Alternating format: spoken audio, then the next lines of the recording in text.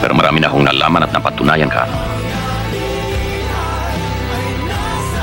Marumi talaga ang politika. Malungkot maging isang pinuno. Mahirap bumitiw sa kapangyarihan kapag nakasanayan mo na ito.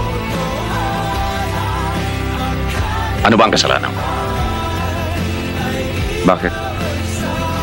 Pinagtutulong-tulungan ako ng buong puwersa ng gobyerno. Pinalis ako sa pwesto. Dahil sa pag-iiba ko ng partido. Nasaan ang katarungan doon?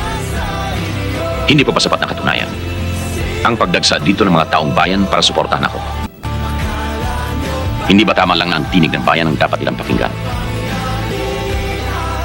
At hindi inggit, pag-iimbot, o kasakiman sa kapangyarihan ang dapat nilang pairalin.